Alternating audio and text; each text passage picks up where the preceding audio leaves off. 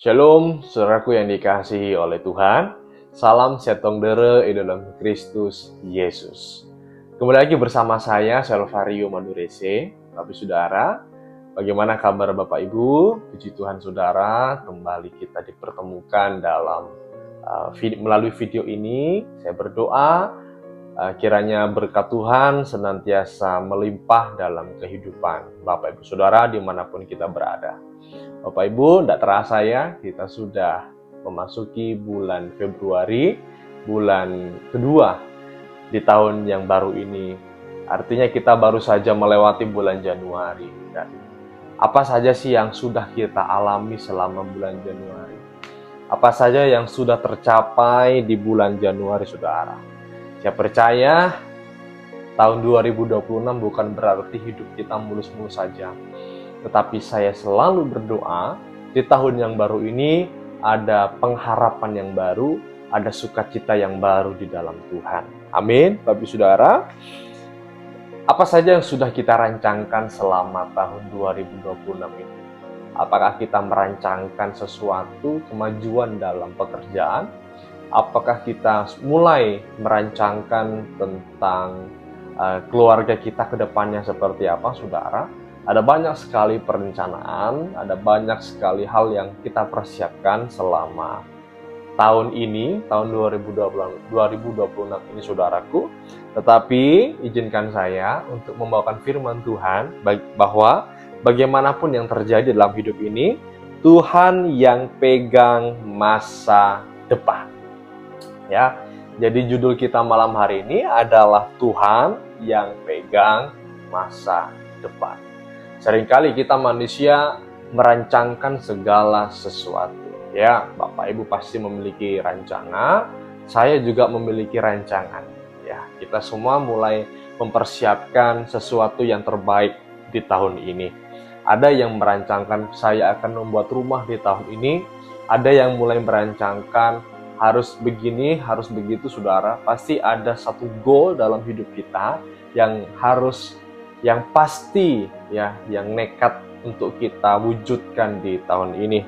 Bapak Ibu, atau bahkan seringkali kita berpikir bahwa saya malah drop, saya malah gagal, atau bahkan orang sekitar saya yang seharusnya membangun atau membangkitkan semangat saya malah menjatuhkan saya. Atau mungkin kita merasa tidak ada orang yang menopang dalam hidup kita. Bapak Ibu, kita akan belajar dari seorang anak Tuhan yang bernama Yefta, di mana Yefta adalah orang yang dipilih Tuhan. Ya, kita buka dalam Alkitab kita, dalam kitab Hakim-Hakim pasal yang ke-11 ayat yang pertama saya bacakan. Adapun Yefta, orang Gilead itu adalah seorang pahlawan yang gagah perkasa, tetapi ia anak seorang perempuan sundal. Ayah Yefta ialah Gilead. Juga istri Gilead melahirkan anak-anak lelaki baginya. Setelah besar anak-anak istrinya ini, maka mereka mengusir Yefta. Katanya kepadanya, "Engkau tidak mendapat milik pusaka dalam keluarga kami, sebab engkau anak dari perempuan lain." Yang terakhir, maka larilah Yefta dari saudara-saudaranya itu dan diam di tanah Tob. Di sana berkumpullah kepadanya petualang-petualang yang pergi merampok bersama-sama dengan dia. Amin, saudaraku yang dikasihi Tuhan. Bapak Ibu, kita baru saja membaca ayat pengantar kita yang menceritakan kisah dari seorang bernama Yefta. Bapak Ibu yang dikasihi Tuhan, mungkin banyak di antara kita yang sudah tidak asing dengan cerita Yefta ini. Bapak Ibu yang dikasihi Tuhan, Yefta adalah seorang yang firman Tuhan katakan adalah seorang pahlawan yang gagah perkasa. Garis bawahi dulu. Yefta adalah seorang pahlawan yang gagah perkasa. Akan tetapi saudaraku, ada permasalahan yang terjadi dalam kehidupan Yefta. Yaitu Yefta adalah seorang yang lahir ya dari seorang perempuan sundal. Makanya dikatakan Yefta adalah seorang anak haram. Bapak Ibu dikasihi Tuhan, Yefta adalah anak dari seorang yang bernama Gilead dan seorang ibu seorang perempuan sundal. Artinya saudaraku, latar belakang kehidupan Yefta bukan orang yang baik-baik saja, bukan orang yang memiliki keluarga yang harmonis. Tetapi saudaraku, Yefta adalah pribadi yang terbuang. Yefta adalah seorang yang ketika dia dewasa, dia malah diusir oleh saudara-saudaranya, ya, diusir oleh keluarganya. Yefta adalah orang yang tertolak pada saat itu, saudaraku, ya. Dan Yefta akhirnya kemana, saudaraku? Ke tanah Tob untuk pergi dan malah berkumpul dan bergaul dengan perampok-perampok di tempat itu, saudaraku. Bapak Ibu dikasih Tuhan, ada sedikit pelajaran yang boleh kita pelajari hari ini. Kita tidak dapat bisa memilih kita lahir dari latar belakang keluarga seperti apa. Kita tidak bisa memilih untuk kita boleh dilahirkan di status sosial yang seperti apa. Seperti Yefta, Yefta tidak bisa memilih Yefta dilahirkan di keluarga yang seperti apa. Tetapi saudaraku, kita bisa menentukan bagaimana masa depan kita. Ya. Yefta memiliki latar belakang keluarga yang kurang baik, bahkan memiliki masa lalu yang kurang baik. Tetapi Tuhan nggak pandang itu, saudaraku. Tuhan tidak menilai masa lalu kita seperti apa. Tuhan nggak memandang masa lalu kita seperti apa. Tetapi yang mau Tuhan rubah, yang mau Tuhan bentuk dalam kehidupan kita adalah masa depan kita. Kita nggak bisa memilih, ya Bapak Saudara, kita dilahirkan dari keluarga seperti apa, status sosial yang bagaimana, dari suku apa. Bahkan saya pribadi pun saya tidak bisa memilih untuk dilahirkan dari seorang keluarga yang blasteran. Saya nggak bisa memilih, saudaraku. Ya, bahkan masa lalu saya juga demikian. Ada banyak sekali perjalanan masa lalu saya yang sangat kelam, ya. Di kesaksian saya kemarin-kemarin saya sudah bersaksi bahwa bagaimana masa lalu saya, bagaimana Tuhan memproses saya luar biasa. Dari SD Tuhan memproses saya sampai SMP, dan sampai hari ini saya bisa tampil di hadapan Bapak Saudara. Itu karena proses Tuhan. Itu karena Tuhan baik dalam kehidupan saya. Kembali dalam firman Tuhan, saudaraku, ya, Tuhan nggak pandang masa lalu kita seperti apa. Tuhan nggak pandang latar belakang keluarga kita seperti apa. Ya, tetapi yang Tuhan pandang adalah bagaimana kita memiliki sikap hati. Ya, Bapak Ibu yang dikasihi Tuhan, Yefta itu lahir dari seorang wanita sundal. Ya, artinya lahir dari seorang ibu yang tidak takut Tuhan. Ya, tetapi Yefta mau memutuskan untuk dia hidup dipakai oleh Tuhan. Ya, dikisahkan Bapak Saudara ketika Yefta pergi ke tanah Tob dan akhirnya Bani Amon menyerang, ya, untuk berperang melawan bangsa Israel pada saat itu. Dan singkat cerita, tua-tua Gilead itu pergi ke tanah Tob untuk mendatangi Yefta, ya, dengan maksud untuk saudaraku, untuk menjadikan Yefta sebagai pemimpin perang mereka pada saat itu. Ya, seperti yang kita tahu, ada negosiasi di sana, ada kesepakatan di sana, dan singkat cerita, Yefta mau, saudaraku. Akan tetapi ada pelajaran yang luar biasa yang boleh kita pakai, boleh menjadikan bekal dalam kehidupan kita, yaitu ayat yang ke-11. Maka Yefta ikut dengan para tua-tua Gilead, lalu bangsa itu mengangkat dia menjadi kepala dan panglima mereka. Tetapi Yefta membawa seluruh perkaranya itu kepada Tuhan di Mizpah. Amin. Bapak Ibu, ketika orang-orang Israel menjadikan Yefta menjadi pemimpin perang mereka pada saat itu, saudaraku, ketika kesepakatan terjadi, Yefta mau untuk memimpin perang pada saat itu. Akan tetapi, hal yang luar biasa di poin yang B, Yefta membawa seluruh perkaranya itu kepada Tuhan. Bapak Ibu, tidak peduli sebesar apapun masalah kita, nggak peduli sekelam apa masa lalu kita. Mungkin kita adalah seorang yang tidak baik. Mungkin masa lalu kita dipenuhi dengan hal-hal yang menyakitkan hati Tuhan. Mungkin masa lalu kita lahir dari keluarga yang kelam. Tetapi ketika kita membawa perkara kita kepada Tuhan, tetapi ketika kita mengandalkan Tuhan dalam kehidupan kita, Tuhan akan pakai kita. Amin. Bahkan Alkitab mencatat Yefta memenangkan perang. Ya. Di bawah kepemimpinan Yefta, bangsa Israel berhasil mengalahkan Bani Amon pada saat itu. Ya, semua karena campur tangan Tuhan. Ya, di balik masa lalunya yang kelam, di balik keluarganya yang menolak dia, Tuhan proses dia, Tuhan pakai dia dari orang yang tertolak menjadi pemimpin pada saat itu. Jadi saudaraku, jangan sampai kita berpikir kita adalah orang yang tertolak, orang gak ada yang mengasihi kita. Bapak Ibu, ketika Tuhan memproses saya di Jawa dulu, ya 10 tahun yang lalu, ketika saya hidup sendirian, ayah saya di mana, ibu saya di mana, saya merasa tertolak, saudaraku. Tidak ada yang mau menerima saya pada saat itu. Saya merasa seperti itu. Saya merasa sendiri, saudara. Ya, pada saat itu saya belum kenal Tuhan loh. Saya belum kenal Tuhan, belum terima Tuhan. Ya, saya merasa sendiri, saya merasa menjadi anak yang tertolak pada saat itu. Tetapi proses Tuhan luar biasa yang saya rasakan, saudaraku. Sehingga hari ini Tuhan boleh pakai saya untuk menjadi pelayan Tuhan di pedalaman Kalimantan Barat. Semua karena kemurahan Tuhan. Semua karena anugerah Tuhan. Ya, Bapak Ibu yang dikasih Tuhan, Tuhan nggak pandang masa lalu kita. Tuhan nggak pandang bagaimana latar belakang kita. Tuhan nggak nilai status sosial saudara. Tetapi yang Tuhan pandang bagaimana ketulusan hati kita. Ketika hati kita tulus kepada Tuhan, ketika kita mau hidup kita dibentuk oleh Tuhan, Tuhan akan pakai kita menjadi lebih luar biasa lagi. Ya. Dari orang yang tertolak, orang yang kelas sosial paling bawah, Tuhan proses, Tuhan angkat dia menjadi pemimpin pada saat itu, saudara. Tidak ada yang tahu, tidak ada yang menyadari.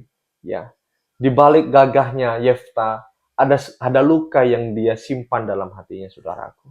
Bapak Ibu yang dikasihi Tuhan, saya mau ingatkan kepada saudara bahwa Tuhan tidak peduli bagaimana masa lalu kita, latar belakang kita. Ya, karena yang Tuhan mau adalah memperbaiki masa depan kita. Masa depan yang penuh dengan pengharapan di dalam Tuhan. Yeremia 29 ayat yang ke-11, sebab aku mengetahui rancangan-rancangan apa yang ada padaku mengenai kamu, demikianlah firman Tuhan, yaitu rancangan damai sejahtera dan bukan rancangan kecelakaan, untuk memberikan kepadamu hari depan yang penuh harapan. Saudaraku, masa depan itu Tuhan yang ngatur. Amin. Mungkin masa lalu kita seperti masa lalu yang suram. Sepertinya kita nggak punya pengharapan. Sepertinya kita punya, wah, masa depan saya suram banget. Percayalah saudaraku, Tuhan ketika kita menyerahkan hidup kita kepada Tuhan, seperti Yefta tadi, ketika kita mengandalkan Tuhan dalam kehidupan kita, Tuhan bisa perbaiki masa depan kita. Amin. Gak ada yang mustahil bagi Tuhan. Tuhan bisa pakai siapa aja. Ya, Tuhan bisa pakai siapa aja untuk menjadi alat kemuliaannya. Tugas kita adalah bagaimana kita memperbaiki sikap hati kita. Kita serahkan hidup kita kepada Tuhan. Kita serahkan masa depan kita kepada Tuhan. Kita percayakan ketika kita hidup benar kepada Tuhan, ketika kita benar-benar mengandalkan Tuhan dalam kehidupan kita, Tuhan akan mengubahkan kehidupan kita. Amin. Dari kutuk menjadi berkat. Ya, masa depan kita itu Tuhan yang pegang. Masa depan kita adalah Tuhan yang pegang. Karena saya percaya ketika kita hidup dipenuhi oleh Roh Kudus, kita dilawat Tuhan, kita berserah kepada Tuhan, maka masa depan yang indah sudah pasti kita terima dari surga. Amin. Saya berdoa, semoga saudaraku dimanapun Bapak Ibu berada, masa lalumu seperti apa ketika kita hidup mengandalkan Tuhan, ketika kita hidup berserah kepada Tuhan, Tuhan akan ubah masa lalu kita yang kelam menjadi masa depan yang cerah, yang penuh pengharapan di dalam Tuhan. Amin, saudaraku. Ya, bagaimana saya tahu bahwa masa depan yang indah sudah Tuhan persiapkan? Itu seperti di ayat yang saya bacakan tadi, saudaraku. Ayat yang ke-11 yang poin B. Tetapi Yefta membawa seluruh perkaranya itu kepada Tuhan di Mizpah. Jadi artinya saudaraku, sekalipun Yefta memiliki orang tua yang hancur, orang tua yang tidak takut Tuhan, tetapi Yefta tidak ingin sama dengan orang tuanya. Yefta selalu berserah kepada Tuhan, membawa seluruh perkaranya kepada Tuhan. Ya, seberat apapun masalahmu hari-hari ini, saudaraku, bawa permasalahanmu kepada Tuhan. Biar Tuhan memimpin kehidupan kita. Seberat apapun masalah, nggak mungkin nggak ada jalan keluar. Ya, saya sering katakan kepada jemaat saya di Perimpah, Bapak Ibu yang kuat. Saya nggak tahu masalah Bapak Ibu seperti apa, tetapi saya percaya tidak ada gembok yang tidak ada kunci. Tidak ada masalah yang tidak ada jalan keluar. Artinya saudaraku, apapun yang kita alami hari-hari ini, mungkin Tuhan sedang memproses keluargamu. Mungkin Tuhan sedang memproses pekerjaanmu, atau mungkin Tuhan sedang memproses kesehatanmu. Tugas kita hanya satu. Apa saudaraku? Mengandalkan Tuhan. Amin. Masa depan kita itu sudah Tuhan yang pegang. Sudah Tuhan jamin. Dengan catatan ketika kita hidup mengandalkan Tuhan. Ketika kita menyerahkan hidup kita sungguh-sungguh kepada Tuhan. Saya mengajak kita semua bagaimana kita untuk sama-sama belajar bahwa Tuhan itu peduli sama kita. Ya. Kita ini anak-anak Tuhan, orang-orang pilihan Tuhan. Ketika kita hidup benar di dalam Tuhan, Tuhan akan proses hidup kita luar biasa loh. Tuhan akan pakai hidupan kita.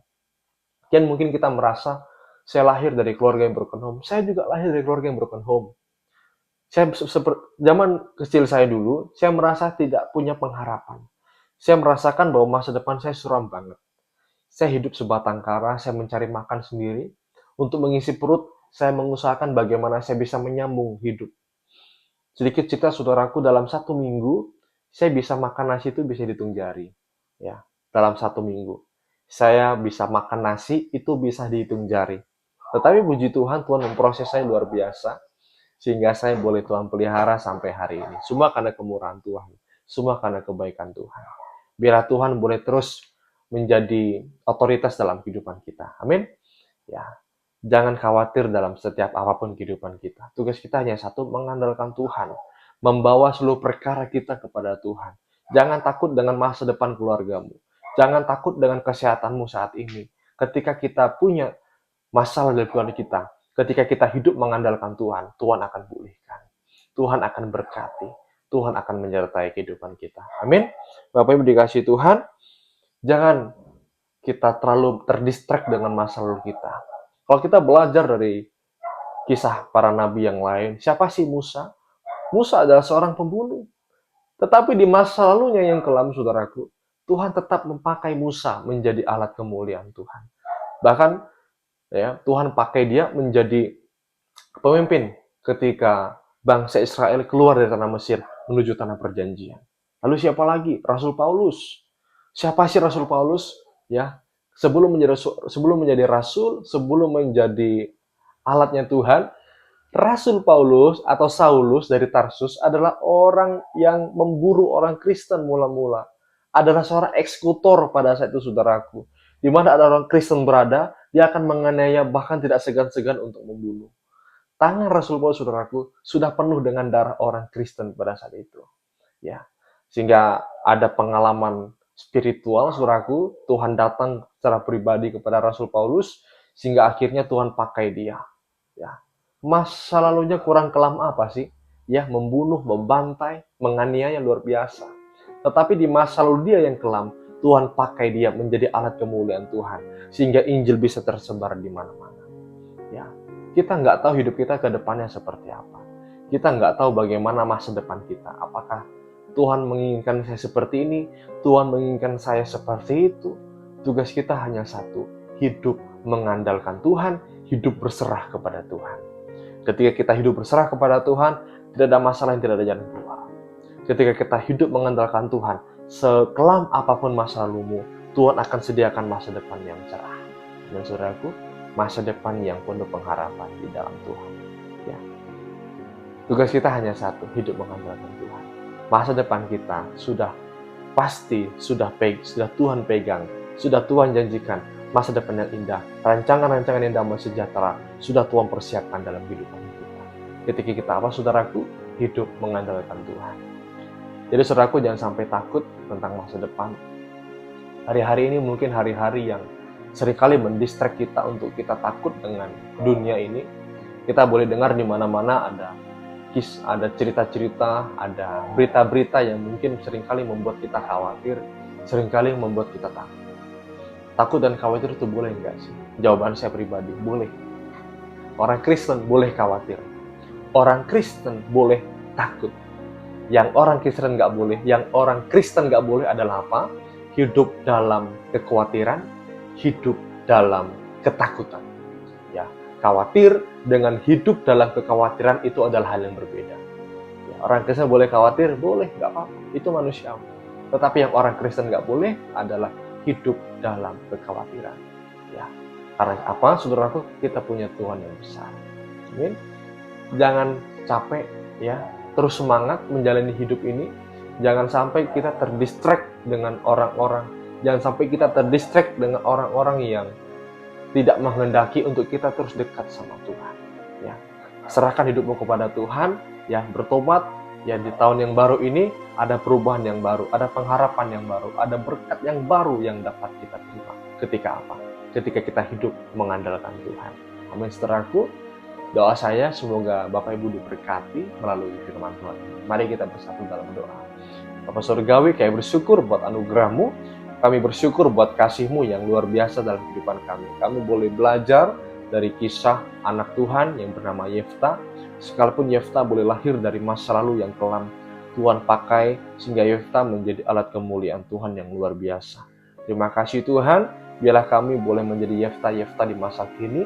Tuhan boleh memproses sehingga kami memiliki masa depan yang indah, masa depan yang penuh dengan pengharapan di dalam Tuhan. Terima kasih Bapa, kami berdoa buat setiap anak-anak Tuhan dimanapun mereka berada saat ini. Mereka yang mengalami kelemahan tubuh, fisik, mereka mengalami sakit, Tuhan berkati, Tuhan pulihkan. Bilur-bilur dari Yesus sanggup mengubahkan mereka menjadi pribadi yang baru, menjadi pribadi yang kuat, menjadi pribadi yang kembali pulih seperti biasa. Dan Tuhan boleh pakai mereka untuk menjadi alat kemuliaan Tuhan. Kami berdoa ya Tuhan untuk keluarga-keluarga Kristen dimanapun mereka berada saat ini. Tuhan berkati mereka, Tuhan kuatkan iman mereka, Tuhan teguhkan iman mereka kepada Tuhan.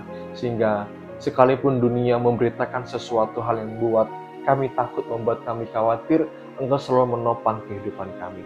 Dalam setiap pergumulan kami, Engkau hadir ya Tuhan. Inilah hidup kami serahkan semuanya ke dalam tangan kasih Tuhan. Kami berdoa Tuhan, Tuhan berkati setiap usaha anak-anak Tuhan, Tuhan berkati kehidupan mereka Tuhan, dimanapun mereka berada saat ini. Terima kasih Bapa Surgawi, di dalam nama Yesus kami berdoa dan mengucapkan syukur. Amin.